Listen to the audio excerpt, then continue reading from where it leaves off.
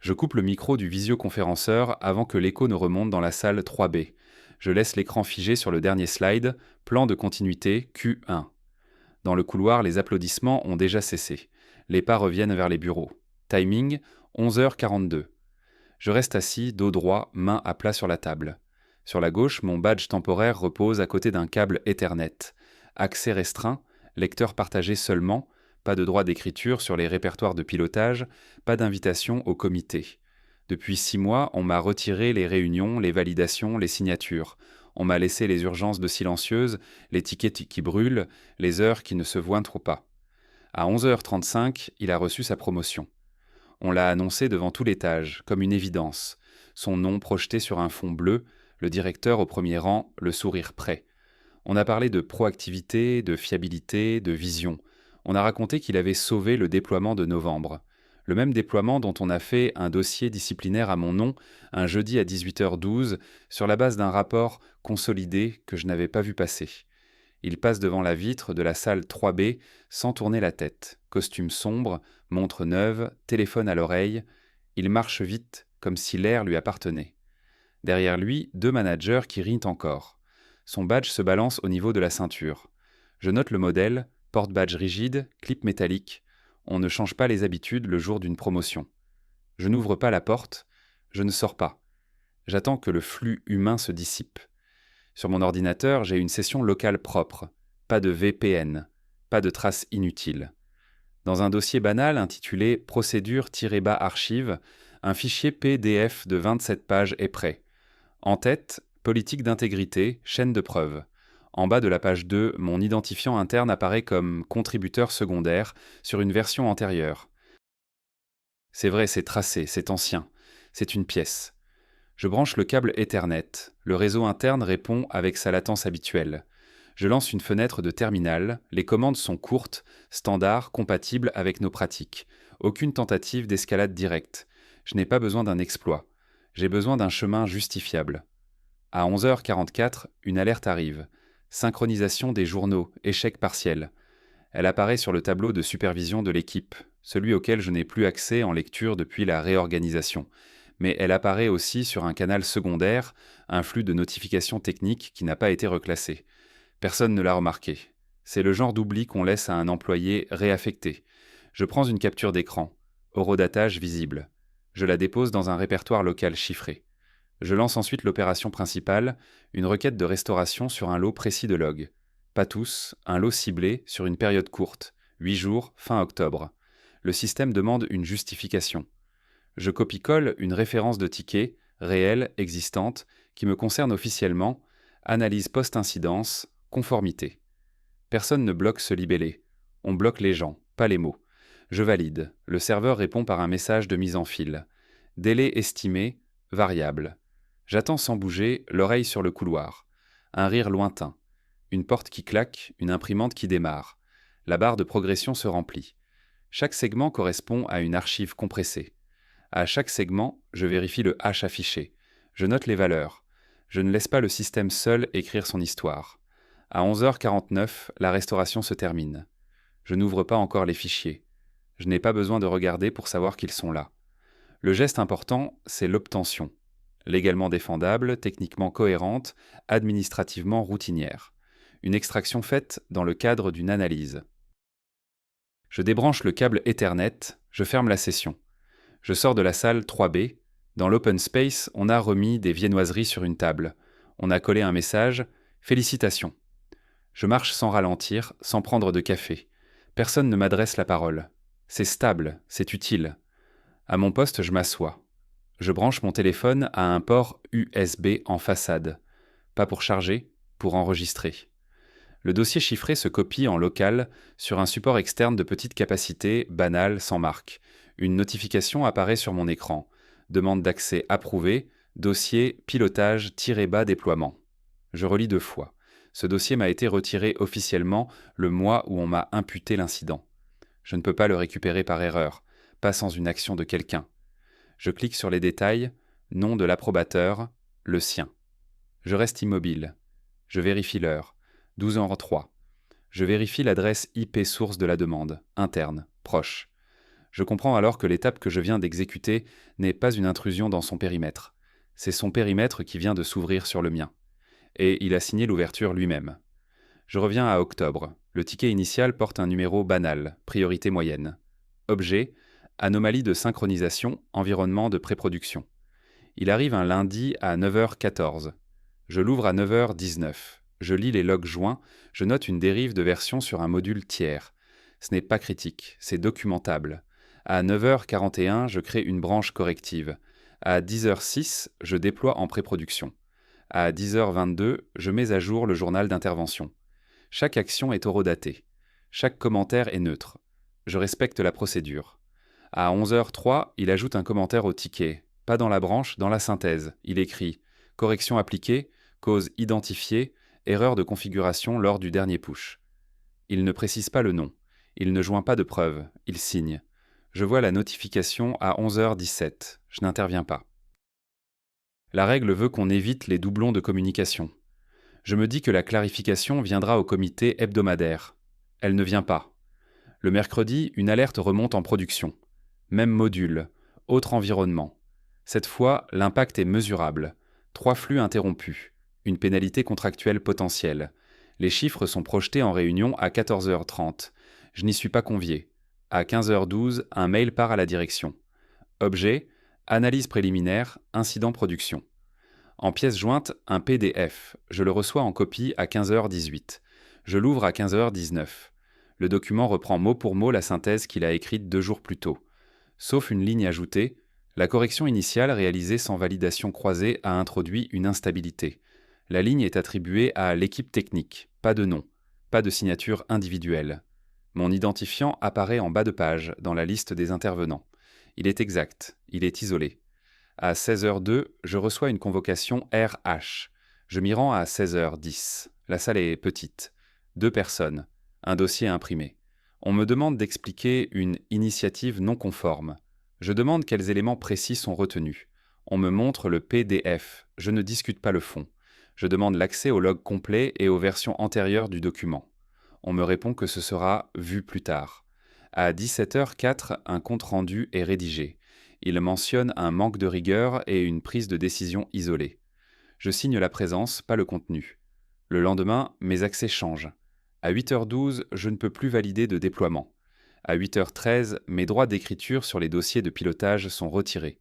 À 8h15, mon agenda se vide. Les réunions disparaissent une à une. À 8h21, un message m'informe d'une réaffectation temporaire. Je m'installe dans un bureau sans fenêtre au fond du plateau. On m'attribue des tâches de support, des urgences sans visibilité, des corrections mineures. Je les traite, je documente.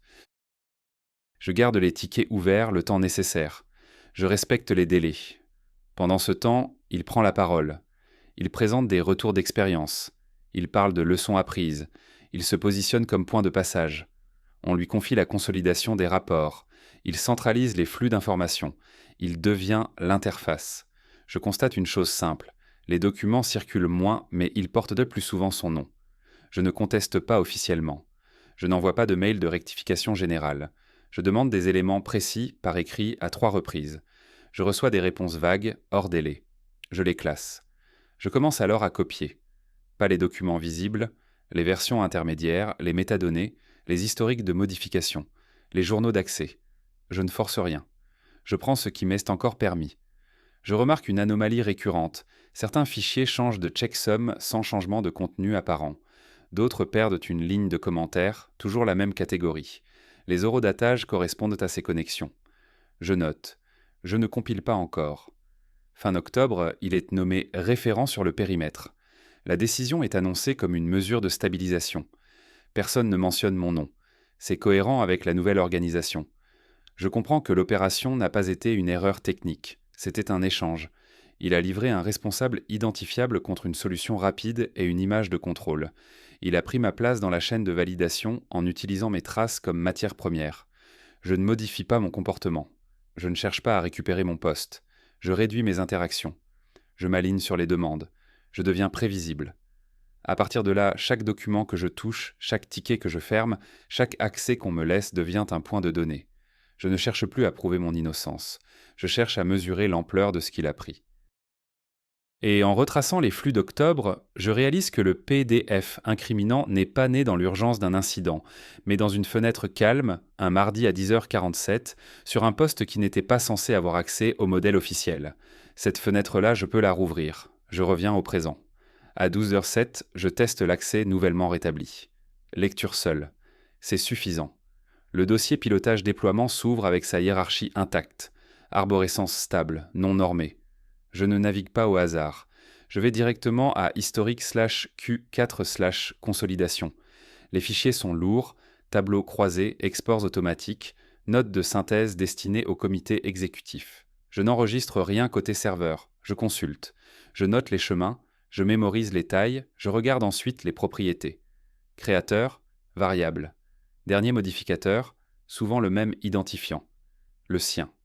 Heure de modification concentrée tôt le matin ou tard le soir. Créneau creux. Peu de témoins. Je bascule sur l'outil de gestion des accès.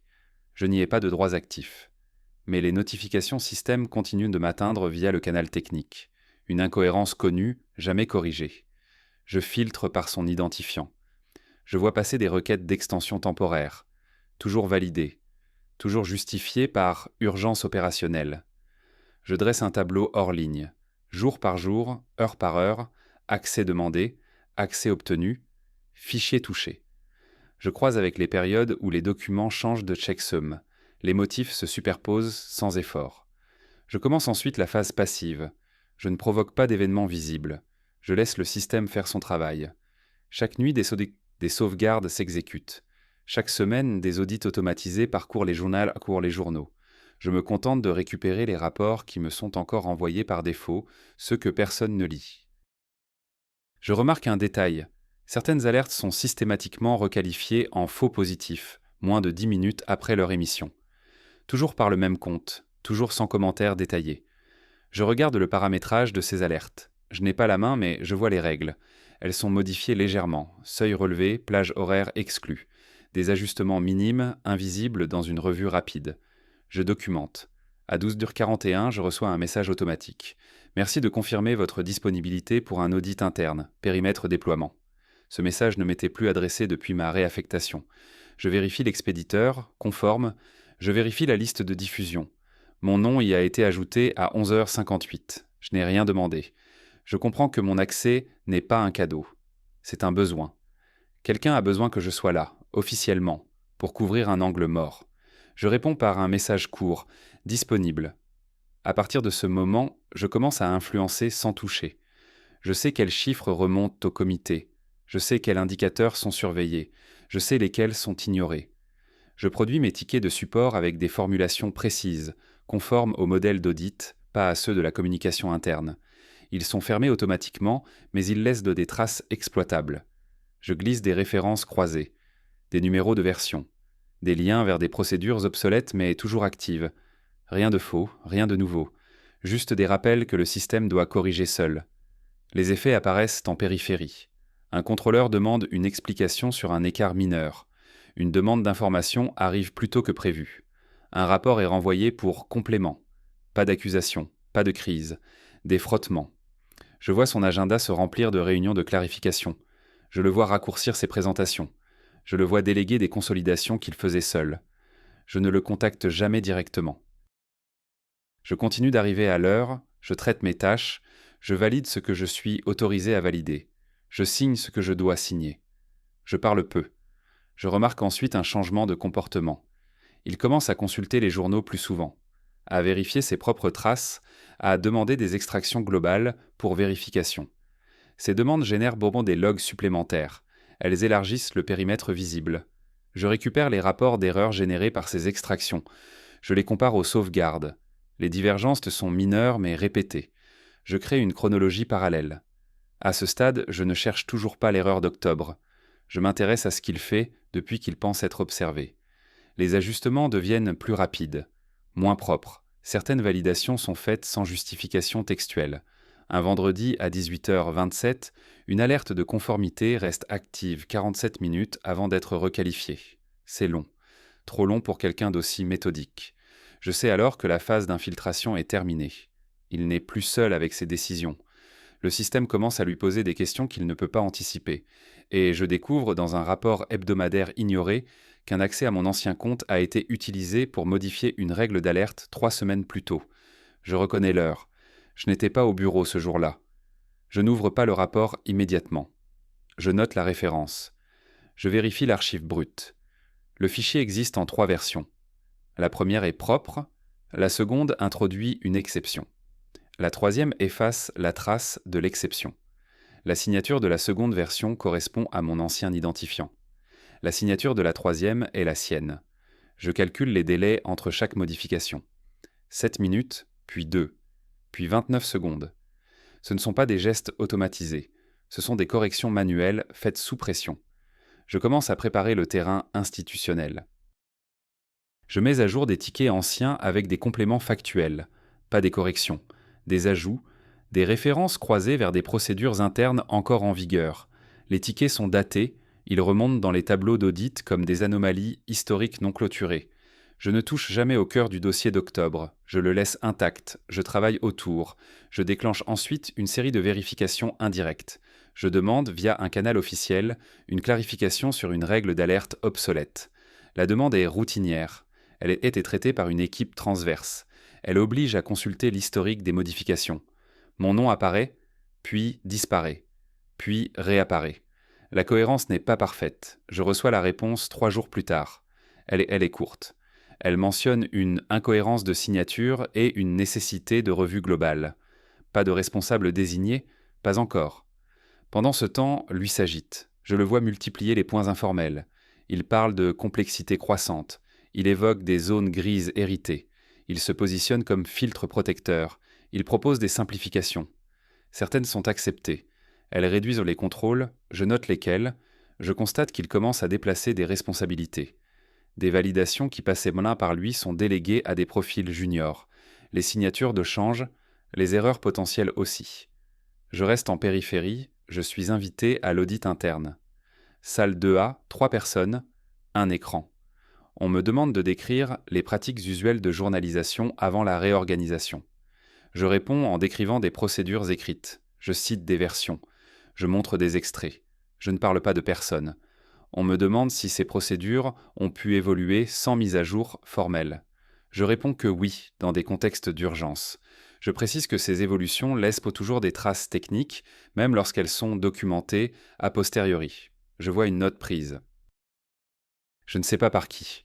À la sortie, je croise son regard pour la première fois depuis des semaines. Il s'arrête, il me demande si tout va bien. Je réponds que oui. Je lui rappelle simplement que mon rôle actuel est le support. Il acquiesce, il sourit, il s'éloigne. Le lendemain, une rumeur circule. Un audit de conformité élargi serait envisagé. Rien d'officiel. Je la confirme indirectement en recevant une demande de disponibilité pour la semaine suivante. Je prépare alors la phase de démantèlement actif. Je rassemble les éléments qui n'ont rien à voir avec moi. Des écarts de facturation mineurs sur des prestations externes, des doublons de commandes validés hors procédure standard, des remboursements de frais validés en urgence sans pièces complètes, des montants faibles toujours inférieurs au seuil d'alerte, répétés, alignés sur ces périodes de contrôle exclusif. Je construis un dossier chronologique, pas d'interprétation, juste des faits, des dates, des signatures, des flux. Je remarque que certains fournisseurs sont récurrents, toujours les mêmes 3, toujours des prestations d'accompagnement, toujours validées tard le soir. Je vérifie les liens internes, aucun conflit d'intérêts déclaré. Je n'en vois soit rien. Je continue à travailler comme si de rien n'était. Un mardi matin, à 8h56, un message apparaît sur le canal général. Merci de ne plus modifier les règles d'alerte sans validation écrite. Le message vient de la conformité. Il n'est adressé à personne en particulier. Je vois son nom se connecter, se déconnecter, se reconnecter. À 9h14, je reçois une notification système, tentative d'accès refusée, ancien identifiant. Quelqu'un vient d'essayer d'utiliser mon compte désactivé. L'adresse IP correspond à son poste. Je ne fais rien. Je laisse l'événement se consigner. À 9h22, une seconde tentative a lieu, cette fois via un script automatisé. Elle échoue aussi, elle laisse plus de traces. Je comprends qu'il cherche à vérifier si le point faible est encore exploitable. Je comprends aussi qu'il commence à paniquer. Et à 9h31, une convocation urgente apparaît dans mon agenda, envoyée par la direction conformité avec un objet précis. Revue exceptionnelle, chaîne de preuves et signature historique. Je ferme mon agenda. Je sais que ce qu'ils vont demander n'est pas une explication. C'est un accès. Je me présente à 10 heures précises. Salle 4C, accès contrôlé. Table ovale, 3 dossiers papier déjà posés. Aucun nom sur la porte. On ne me demande pas de m'asseoir tout de suite. On me demande si je peux expliquer un mécanisme. Je réponds que oui. Je demande lequel. On me tend une clé USB scellée, référence interne visible, numéro de scellé lisible. Je vérifie l'intégrité du scellé. Je le romps. Je branche la clé sur le poste dédié. Pas de réseau. Environnement isolé. Le dossier s'ouvre sur une arborescence simple. Chronologie, journaux, pièces jointes, correspondance, tout est ordonné, date continue, aucune rupture. Je reconnais la structure. Ce n'est pas la mienne, elle est meilleure. On me précise que le dossier est arrivé à 7h12 via un canal anonyme interne réservé à la conformité. Signature technique valide. Aucun identifiant utilisateur associé. Horodatage certifié. Je parcours la chronologie. Octobre, novembre, décembre. Les événements s'enchaînent sans commentaire. Chaque entrée renvoie à une pièce. Log brut, extrait de base, capture d'écran, métadonnées complètes. Les règles d'alerte modifiées apparaissent avec leurs versions successives. Les signatures sont alignées. Les tentatives d'effacement aussi. Je n'ai pas besoin d'intervenir. Je me contente de confirmer que les mécanismes décrits sont plausibles, qu'ils correspondent aux pratiques de l'entreprise, qu'ils laissent les traces visibles ici.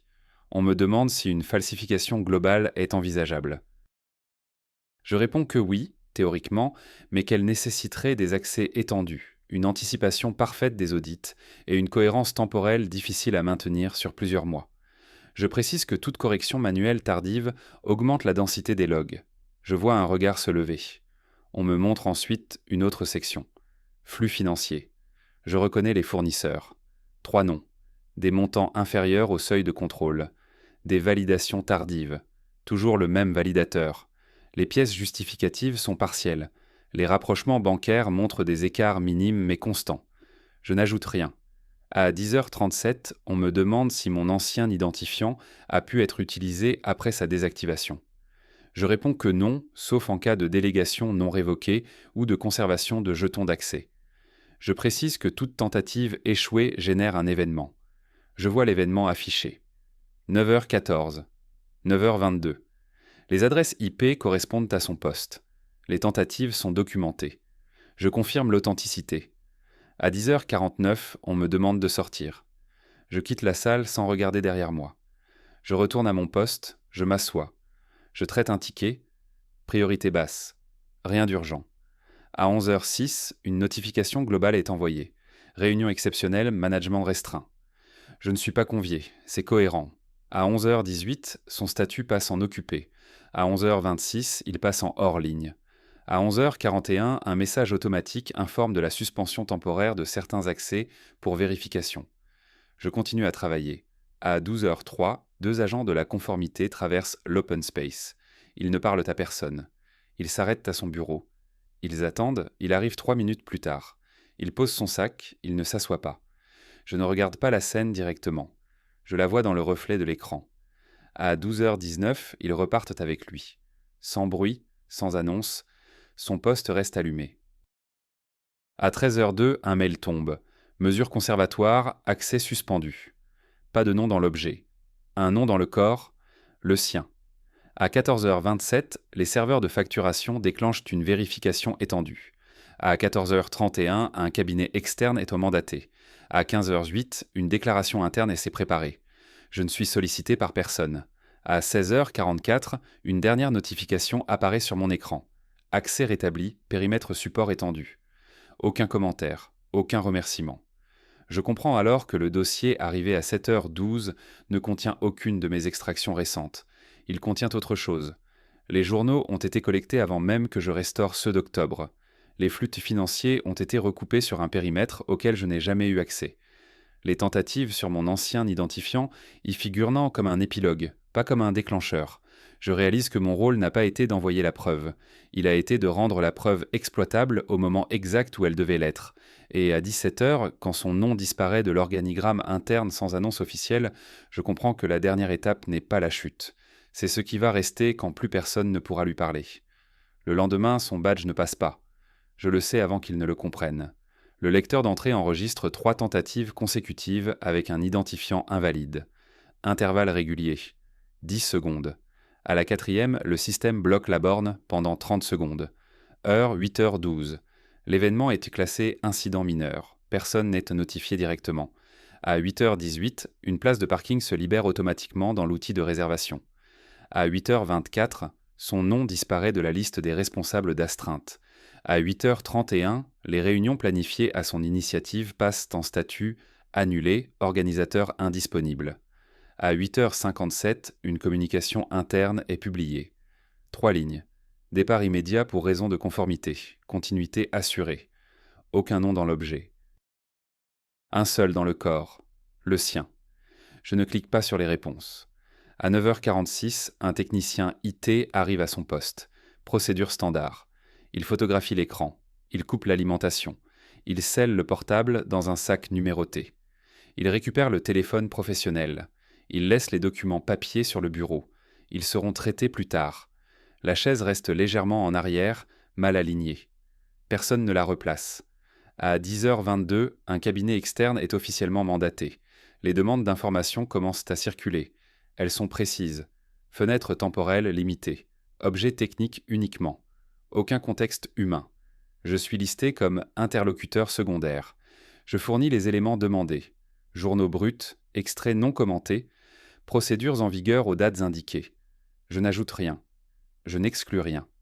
À 11h58, une règle de gouvernance est modifiée. Validation croisée obligatoire sur les périmètres qu'il contrôlait seul. Seuil d'alerte abaissé. Conservation étendue des logs. La mise à jour est présentée comme une optimisation. À 13h41, un rappel des valeurs d'intégrité est diffusé à l'ensemble du personnel. Message long. Vocabulaire générique, aucun lien avec les événements récents. Il sera archivé sans suite. À 15h17, mon ancien dossier disciplinaire change de statut. La mention de responsabilité individuelle est retirée. L'incident est reclassé en défaillance de processus. La modification est silencieuse. Aucun mail. Juste un champ mis à jour dans un outil interne. À 16h02, mes accès sont ajustés. Pas une restitution complète. Juste les droits nécessaires à la continuité opérationnelle. Je redeviens visible fonctionnellement, pas hiérarchiquement. Les jours suivants, son nom réapparaît par fragment. Une signature oubliée dans un document ancien. Une référence dans un script obsolète. Une mention dans un tableau d'astreinte archivé. Chaque occurrence est supprimée méthodiquement. Sans commentaire. Personne ne pose de questions directes. Les conversations s'interrompent quand le sujet approche. Les dossiers avancent. Une semaine plus tard, une ligne définitive est inscrite dans le registre des sorties. Rupture pour manquement grave. La ligne est verrouillée. Conservation légale. 10 ans. Je ne suis jamais convoqué pour témoigner contre lui. Je ne signe aucune déclaration à son sujet. Mon nom n'apparaît dans aucun résumé exécutif. Je vérifie une dernière fois le dossier transmis à 7h12. Il est archivé. Accès restreint. Chaîne de preuve intacte. Je ferme l'outil. Je continue à travailler. Ticket. Procédure. Délai respecté. Interaction minimale. Je constate que la vengeance n'a pas nécessité d'exposition publique, ni de confrontation, ni de reconnaissance. Le système a exécuté la sanction dès que la protection institutionnelle a cessé. Je n'ai pas détruit une carrière. J'ai supprimé les conditions qui la rendaient possible. À 18h06, je quitte le bâtiment. Le badge fonctionne. La porte s'ouvre. Derrière moi, les lumières s'éteignent automatiquement, rangée après rangée. Son dossier est clos. Le mien n'a jamais eu besoin d'être rouvert.